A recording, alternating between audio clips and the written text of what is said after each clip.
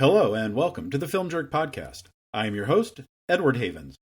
Before we get started, I wanted to welcome any new listeners who have recently decided to give this podcast a spin because they heard the discussion I had with the entity known as Podcast Father on his show, Indie Podcaster. I'm writing and recording this show before he posts our discussion, so I'm not sure what he kept in and what he left out. I'm looking forward to hearing it myself. So on this show, we of course talk about the movies, and specifically about the 80s in movies. Sometimes we'll talk about a filmmaker's output during the decade, as we've done so far with Steven Spielberg and Martin Scorsese. Sometimes it'll be an actor or an actress's output during the decade. Sometimes it'll be a specific film, like Killer Clowns from Outer Space or St. Elmo's Fire.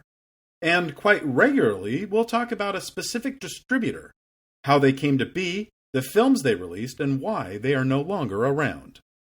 But this week, we're truly going to do something we haven't done before.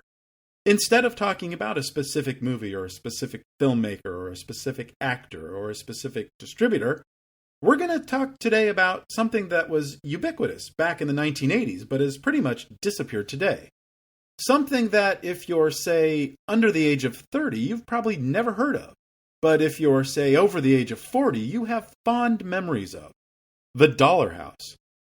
Dollar houses, which were also known as discount theaters, second-run theaters, or sub-run theaters, were movie theaters that showed movies after they left first-run theaters, and the admission price would, in the 1980s, often be $2 or less. I've talked about and referenced them a number of times in the past, and I've gotten questions from people asking me to explain more. So, here we are. But of course, how dollar houses came to be is a story in and of itself. We're going to travel back in time, back to 1930. The United States was in the middle of the Great Depression, and one of the best ways someone with very little money could keep entertained was going to the movies. In 1930, 50 million people were going to the movies every single week. By 1941, that number would rise to 60 million people a week. But then the Imperial Japanese Navy Air Service would attack the Pearl Harbor Naval Base in the American territory of Hawaii on December 7, 1941, putting the United States square into the Second World War. Our nation was instantly changed. Millions of men and women would join the fight, while millions of others would go to work in the factories, supporting the war effort. And between the war and the Depression, people needed the distraction of the movies, with more than 80 million people going to the movies again every single week. That would be more than 60% of the entire population, from New York City to Los Angeles, Seattle to Miami, Portal, North Dakota to McAllen, Texas. We, as a nation, enjoyed, as Vin Diesel might say, the movies.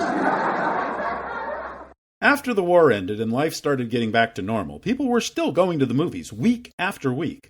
The first full year after World War II ended, 1946, saw the highest movie theater attendance figures. More than 4.5 billion movie tickets were sold that year, which averaged out to 90 million people weekly. Nearly 25% of Americans' recreational expenditures at the time were spent going to the movies. But by 1950, movie attendance started to decline, and declined fairly steadily for decades. And there were three main reasons why that started happening. The first reason was due to something called the Paramount Decree. For many years, the Hollywood studios had some of the earliest examples of vertical integration. They produced their movies on their production lots, starring actors and actresses they had under contract, written and produced and directed by others under contract. The studios owned their own film processing plants. They would release their movies, and those movies would often play at large theaters in each city's downtown area that were owned by the studios. I'm not going to go into too much detail, as I previously covered all of this at the start of episode 58, the first part of a 3-part miniseries on the United Film Distribution Company. Suffice it to say that the Paramount Decree would force studios to either give up the production side of their business, the distribution side, or the exhibition side, and they all chose to give up their theaters. So, if you wanted to see the latest Humphrey Bogart movie, for example, for many years, you would either need to head downtown to see the film at a monstrous theater owned by Warner Brothers' first run, or you'd have to wait months or even years before that Bogart movie would leave that theater and eventually play at one of the smaller, independently owned second-run theaters. And that theater would often be just down the street from the Warner Brothers theater that it had been playing at in the first place. The second factor was, of course, television. Although the concept of television predated the war by more than a decade, and televisions were being manufactured and sold before the United States entered the war, mass acceptance of the medium would not begin until the early 1950s, when smaller, more affordable units began to appear in the marketplace. In 1950, less than 4 million American households owned a television. By 1955, that would rise to over 30 million. And of course, once your family bought a television, whatever you watched on it would be quote-unquote free, as long as you don't count the commercials that ran to sell you toothpaste, deodorant, and dietary supplement tonics. You didn't have to dress up, leave the house, drive downtown, find parking, stand in line to buy your tickets, find seats for yourself and your family in the theater, deal with lines at the snack bar and the restrooms, and deal with the hassle of getting back home. Studios didn't like television at first because they rightly feared it would steal some of their thunder. However, that fear would drive a new wave of innovation to keep people coming back to the movies, including the introduction of Fox's CinemaScope and other widescreen processes. The television screen dimensions were chosen specifically because of its approximation of movie theater screen dimensions, an aspect ratio called Academy Standard, which saw a screen be 1.375 feet wide for every foot the screen was tall.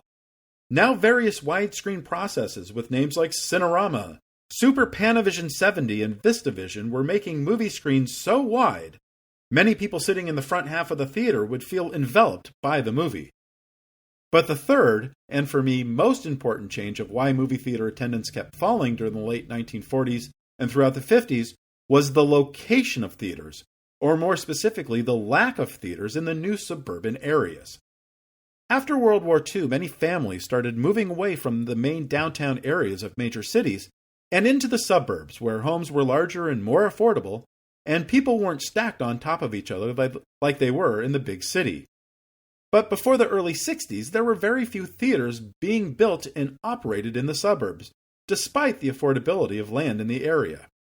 It wouldn't be until the early 1960s when Stanley Durwood, president of Durwood Theaters of Kansas City, Missouri, decided to find a solution to his company's problems. All of his company's 40 theaters in Missouri and Kansas were large, single-screen theaters in their respective cities' downtown area, and attendance had fallen dramatically at all of them over the past 15 years, to the point where he would close the balcony sections of his theaters because he wouldn't need the seats anyway and it would require less staff to patrol the theater. Durwood would think to himself that if he could find a way to show another movie in the balcony, he could conceivably double his money. The solution arrived during construction of a new Durwood Theater at a new shopping center in one of Kansas City's new suburbs.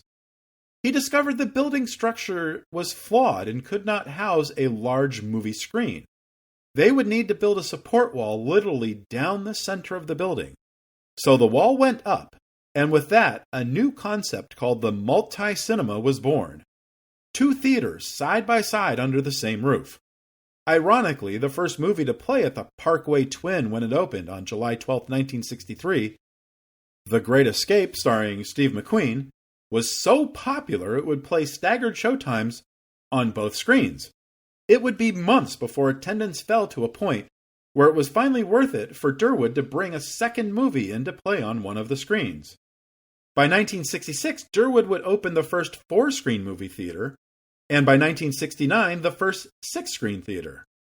In 1968, Durwood would have closed or sold off all of his single-screen theaters, and he would rebrand Durwood Theaters as American Multi-Cinema, or as it would become more simply known, AMC. As people moved farther and farther away from the centers of the cities, the less inclined they were to travel 15 or 20 miles to see a movie, especially when Dad has already spent time in traffic driving home from his job in the center of the city. But by the time theater companies figured this out and started to build most of their new theaters in the suburbs, people had already fallen out of the habit of going to the movies with any regularity. By 1970, American movie theater attendance had dropped by 75% over the previous 20 years. The discount theater wasn't an especially new idea in the 1960s and 70s. The neighborhood theaters, where movies would play after they left the downtown movie palaces, were often less expensive. A movie like Gone with the Wind could play for years with a $2 general admission ticket price when the average movie ticket price was a quarter, even during the Great Depression. But the concept of a discount theater would gain traction in the Vietnam-era America, because so few of the middle-class suburbanites were willing to deal with the hassle of going downtown for a movie. Many of those grand movie palaces would stop showing first-run movies, and instead would pair two older movies together for a ticket price of less than one first-run movie. And for the families who had moved into the downtown apartments abandoned a generation earlier during the mass exodus to the suburbs, who wouldn't want to see two slightly older movies for 75 cents when a first-class ticket for a single movie was approaching $1.60? Exhibitors loved discount houses because it was literally free money for them. The 35mm prints for each movie were already printed. The theaters paid for the shipping of the prints to and from the storage depot. There would be no advertising cost to them, and they would collect 35% of the ticket sales. Theaters would always try to book the films that were the most popular in first run to try and lure in those who hadn't had the chance to see the movies in first run, as well as those who had seen the movies before and just wanted to catch them on the big screen again.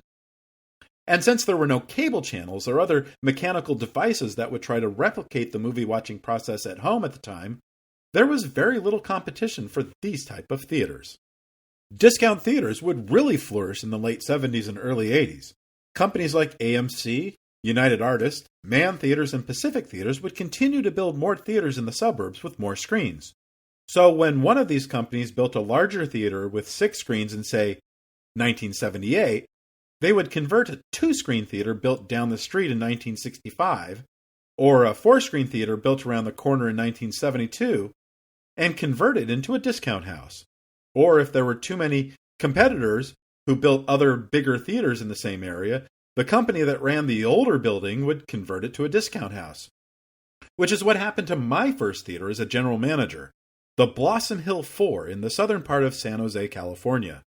The theater had been built in the early 70s, as more and more people started to move into the southern enclaves of what would become Silicon Valley, but would be converted into a discount house in the early 1980s when Century Theaters built the Almaden 5, a smaller version of their famed Dome cinemas less than a mile down the street, and AMC Theaters built a 6-screen theater inside the Oak Ridge Mall, a half a mile from the theater, literally between the Blossom Hill 4 and the Almaden 5.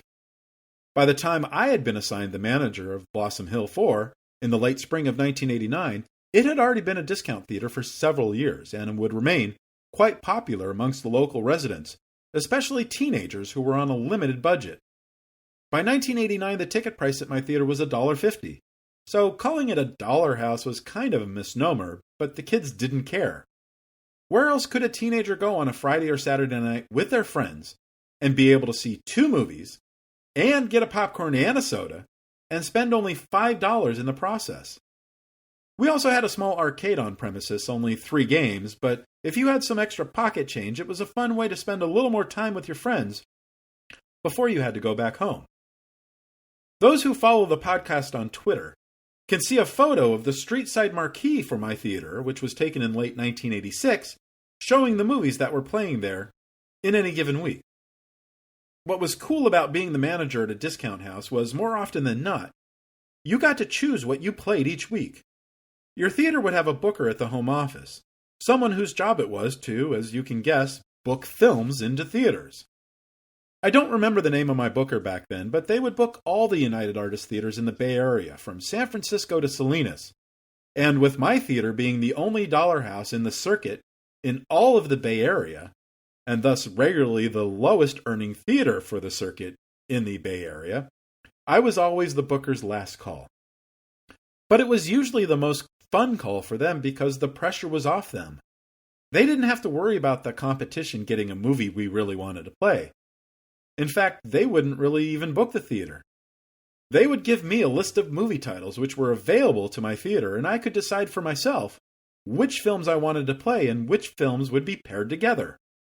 Occasionally, when a big movie like Indiana Jones and the Last Crusade became available to me, I would be told that it could not be paired with another film, but that would only happen a few times per year. But the booker and I would sit on the phone discussing how certain titles did at the theaters that were dropping it for another movie, and then I got to make the choices of what I played. And let me tell you right now, of all the theaters I've worked at, and all the different responsibilities I had over those years, the ability to decide what I was going to play each week was one of the highlights of my 26 years of working as a movie theater manager. It's rare when a manager gets to decide what plays at their theater, and it was something I got to do 3 different times at 3 different theaters with 3 different companies, and only 2 of them were discount theaters. But that's another story for another time. So there I was, a young and cocky 21-year-old, the youngest general manager in the entire company, in charge of my first theater, and I got to decide what I wanted to play. Now, do you want to know the surest way to get a cocky young adult to become an even worse pain in the neck? Give them that responsibility and watch them crush it. That first year I was at the Blossom Hill, our ticket sales went up 15% over the previous year. The first time the theater had seen an increase in ticket sales in 5 years. Why? I seem to have had a knack for putting films together and knowing when to refresh a pairing. For example, Bill and Ted's Excellent Adventure. The movie had opened first run in mid-February 1989, and by June it was made available to discount theaters like mine. I don't remember which movie I paired with it the first week, but I did know that Bill and Ted should be the prime movie. What does that mean? So, movie theaters usually show a movie 5 times a day, as long as the movie isn't too long. If a movie is an hour and 45 minutes long, and has 10 minutes of previews and commercials, you could do showtimes at 11:45 a.m., 2:15, 4:45, 7:15, and 9:45 p.m. That 7:15 show is your prime show because that's the showtime that would be most attended each day. Whether it was a Saturday, the busiest movie-going night of the week, or Tuesday, the slowest movie-going night of the week. Which, by the way, is why many theaters have a discount Tuesday ticket policy. Any show that starts between 6 and 8:30 p.m. is considered a prime showtime. With a movie like Bill and Ted, which only ran 90 minutes, one could actually squeeze in a 6th show each day if they really wanted. You could do shows at 10:30 a.m., 12:45, 3, 5:15, 7:30, and 9:45 p.m., still have 35 minutes between shows to clean theaters, clean and restock the bathrooms, start selling tickets for the next show, sell everyone their popcorns and sodas and candies and hot dogs, thread the projector, and get that next show on screen. But realistically, you could only do that if you squeeze those showtimes in while not conflicting with the other movies. Because, as you know, if you've been to a movie theater on a busy night in the last decade or so, at one of those theaters that has 12 or 16 or 24 or 30 screens, the lines at the snack bar can get long. Especially at AMC theaters where they have, or at least had before the pandemic, like 3 different snack bar lines at the same frickin' snack bar depending on the level of your paid or free AMC Stubsed membership. What a bunch of malarkey that was. So, if you had a fairly popular and busy 4-screen theater, you would stagger your showtimes. Because in June 1989, you might still be playing the Bette Midler movie Beaches, which ran 2 hours and 3 minutes. And you might still be playing the Terry Gilliam movie The Adventures of Baron Munchausen, which ran 2 hours and 6 minutes. And you might still be playing the Best Picture winner of 1988, Rain Man, which ran 2 hours and 14 minutes. And you might have paired Rain Man with another Best Picture nominee from 1988, Mississippi Burning, which ran 2 hours and 8 minutes. And you might still be playing the Disney animated film The Rescuers, which had been re-released in the theaters earlier in the year and only ran an hour and 17 minutes. You might still be playing the Tony Danza movie She's Out of Control, which, like Bill and Ted, only ran an hour and a half. And you might have just started playing the Clint Eastwood movie Pink Cadillac, which was already playing in discount theaters a mere month after opening, with a running time of 2 hours and 2 minutes. And you're adding 10 minutes of age-appropriate trailers in front of each movie. Now think about that for a moment. You have 8 different movies, 2 on each screen, with running times that wildly vary from 77 minutes to 134 minutes.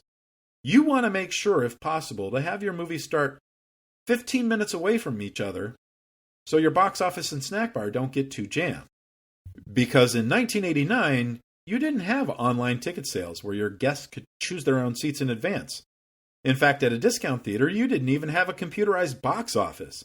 You would still have the old punch-and-fold ticketing system, pictures of which you'll be able to find on this episode's page at filmjerk.com. And because you didn't have advanced sales and you were a discount theater selling tickets for 2 movies, if the guest wanted to stay for both, you couldn't start selling tickets for one show until the previous show let out and you saw how many people were staying for the next show. So if you had a 200-seat theater and you had sold 150 tickets to the 4:30 show of Baron Munchausen, you'd have to wait until it finished at 6:46. See how many people left the building, how many people went to the bathroom and or went to the snack bar to get more snacks, and then make sure you didn't oversell tickets for the 7:10 Bill and Ted when you finally opened up the theater for ticket sales around 6:55. Because as much as you want time for everyone to stop at the snack bar and get the goodies, you also don't want to keep the people who are sticking around for the second movie waiting more than half an hour. So here's how I would do it with that lineup. I've already established I want to stagger showtime so new movie starts within 15 minutes of each other. And I've already established that I would pair Bill and Ted with Baron Munchausen. And I've already established I would have Bill and Ted as my prime movie, even though Munchausen is 36 minutes longer and would have to play 3 shows a day to Bill and Ted's 2 shows per day. So I would run Munchausen first at 11:45 a.m., which would let out at 2:01. Now, that show won't be very busy, so we won't need much time to clean the theater and see how many people are staying over for Bill and Ted. So we can have a 24-minute intermission and start Bill and Ted at 2:25. That would let out at 4:05, and while that show would be busier than the 11:45 Munchausen, especially on Saturdays and Sundays, we won't need that much time to turn the theater over again, so we'll give ourselves 25 minutes and start Munchausen back up at 4:30. That lets out at 6:46 p.m., giving us 24 minutes again to turn it over to Bill and Ted's Prime show at 7:10 p.m. Now, while that show will be rather busy, we'll give ourselves the same 25 minutes to turn it around so we can get Munchausen back on screen at 9:15. With the Rain Man Mississippi Burning double feature, we would play Mississippi Burning at 11:10 a.m., 4:45 and 10:20, and Rain Man, benefiting from its victory as Best Picture at the Oscars, would play at 1:55 and 7:30 p.m. That would give us 27 and 26 minutes each to turn the theaters around for the next show. I would put Beaches and She's Out of Control together because they're both female-centric stories, with the longer and more popular Bette Midler movie in the prime slot. So She's Out of Control would play at 12:55, 5:40, and 10:25, while Beaches would play at 3 and 7:45. Now, some of you might have noticed there's only 5 minutes difference between the last showtime of Mississippi Burning and the last showtime of She's Out of Control. Yes, because your last shows of the night, you're not going to be that busy, so you don't necessarily have to worry about staggering the showtime. Some nights you might not even have a single person show up for either or both films. Okay, so now we're left with The Rescuers and Pink Cadillac. Not exactly a prime pairing. G-rated cartoon and PG-13 rated Clint Eastwood movie, which is why you wouldn't be pairing these films at all. You'd be splitting the screen. You'd play The Rescuers during the day and Pink Cadillac at night. Because in many instances, especially concerning their animated movies, you cannot double up a Disney movie with another movie. But since you both know that an older G-rated movie like The Rescuers won't be doing much business after 6 p.m., Disney would let you play it during the matinee shows and then give the screen over to another movie for the evening performances. And because The Rescuers isn't doubled up with another film, you don't have to worry about keeping people waiting too long for the other feature. So you can find a good hole between the other films to put it in. So The Rescuers would go at 11:25 a.m., 1:30 and 4:15 p.m., and Pink Cadillac would run at 6:55 and 9:45 p.m. And that's how you would create showtimes for your little theater. I hope you were paying attention because there will be a quiz at the end of this episode. Now, there is one more reason that you want to make sure you have the best movies and the best showtimes. Or at least there was back in the 1980s. Commissions. As the general manager of a movie theater, part of your compensation included up to 2% of the snack bar sales going into your paycheck. If you were a nice manager, a good manager, you could elect to give up to 0.5% to your assistant managers, and I was a good manager, a nice manager. I had 2 assistant managers at the Blossom Hill, and I gave each of them 0.25%. And let me tell you, it was not unusual for my 1.5% snack bar commission to be worth more than my regular paycheck. I wasn't making a whole lot of money as a 21-year-old Dollar House movie theater manager, but it was a lot better than minimum wage at the time. I could finance a new car without a cosigner. I could afford my own insurance, both car insurance and health insurance. I could put a healthy amount of money into my 401k. And yes, if you have a job that offers a 401k, especially a job that will match your contributions, do it. Always take the free money.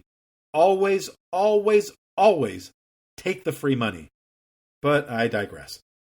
Movie theater general managers do not get commissions anymore. The companies gave their commissioned GMs and assistant managers a bump up in pay that was supposed to be equal to the average commission they had gotten each week over the previous 2 years.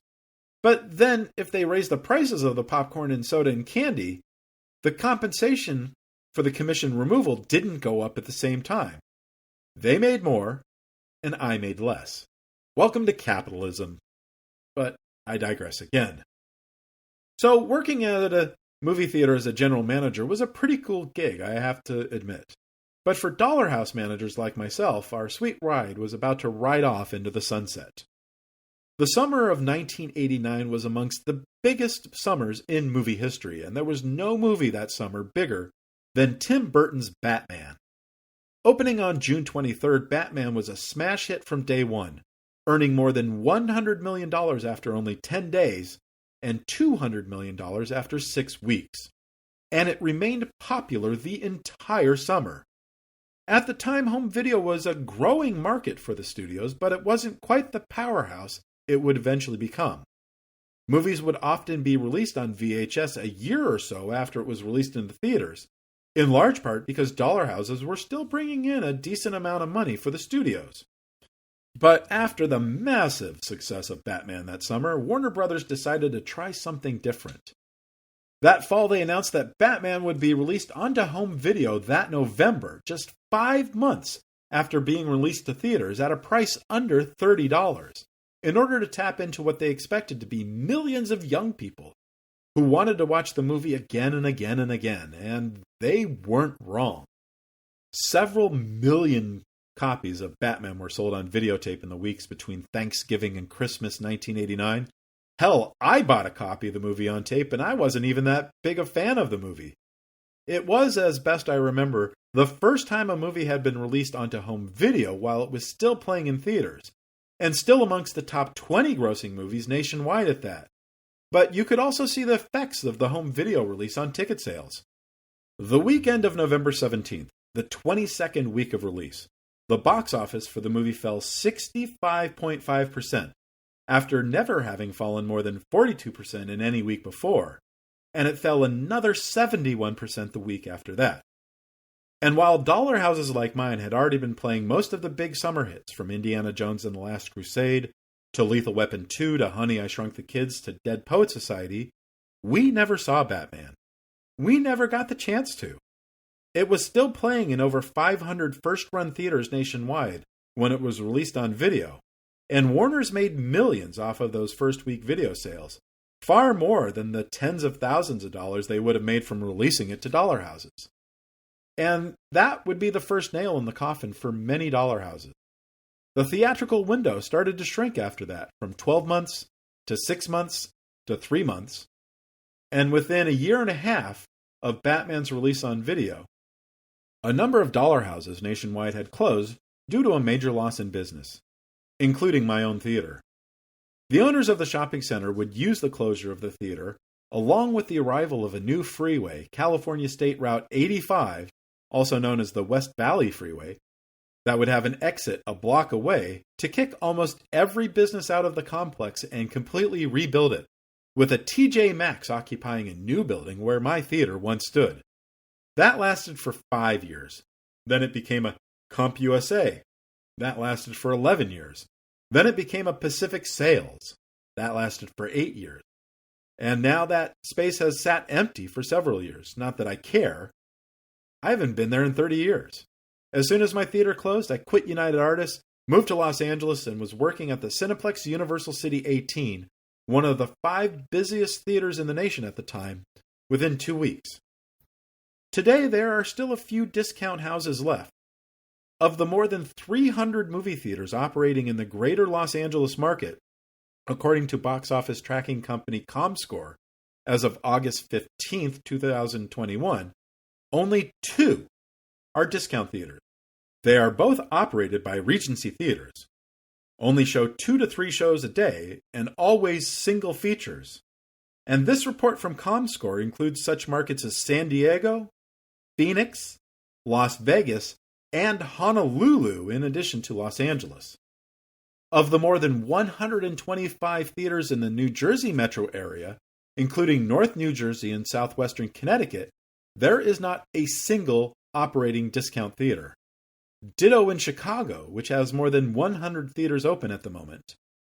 The San Francisco market has 2, but that includes Carson City, Nevada. In the Seattle market, there is 1 discount theater, in Anchorage, Alaska. That alone is nearly 1,000 movie theaters, and there's only 5 discount theaters. In the late 1980s, that number would have been over 100. And that's our show for today. I hope you enjoyed it and learned a few things about the movie business past and present. As some of you know, this podcast is currently on a hiatus until October. I am recording this episode again because of the expected influx of new listeners I'm told has happened with other podcasts after the premiere of their interview with Podcast Father. So if you are new to the show, please take this time to check out some of the other episodes before our full return. I'm not greedy. I'll take 1 listen a week. Many of the episodes are in the 25 to 35 minute range, like this one. We'll talk again soon. Oh, wait, I almost forgot. I promised a contest on this podcast Twitter feed and earlier in the episode. So here's the contest. I'm going to give you a list of 22 movies that I have verified were playing in at least 1 discount house in the Los Angeles or San Francisco metro area, including my own theater, on Christmas Day in 1989. Pretend you're me, the manager of a 4-screen discount theater. Put together your best playlist and send it to podcast@filmjerk.com with the subject header Christmas Day Programming Contest. I will choose one winner from whom I feel came closest to what I would have done. And that winner will get 2 passes to either AMC Theaters, Regal Theaters, or Cinemark Theaters. Winner's choice. I don't expect anyone to try to figure out the showtimes, and you're not going to get any bonus points for including them. Just tell me in the email which movies you'd put together and which ones you'd make the prime show on each screen. So here's a list of movies you can choose from. All Dogs Go to Heaven, The Bear, Black Rain, Crimes and Misdemeanors, Dad, Drugstore Cowboy, Family Business, The Fabulous Baker Boys, Honey, I Shrunk the Kids, Indiana Jones and the Last Crusade, An Innocent Man, K-9, Lethal Weapon 2, Like Father, Like Son, Look Who's Talking, Parenthood, Prancer, Sea of Love, Shocker, Turner and Hooch, Uncle Buck, and The Wizard. That's not a bad list of movies, actually. If you didn't get all those titles or are unfamiliar with some of the movies, I'll have the list up on this episode's page at filmjerk.com with links to their IMDb pages. Have your choices in by September 15th, 2021, and I will announce the winner via our Twitter feed at _FJ_podcast by September 21st. Thanks for listening. We'll talk again soon. The Film Jerk Podcast has been researched, written, narrated, and edited by Edward Havens for Idiosyncratic Entertainment. Thank you again. Good night.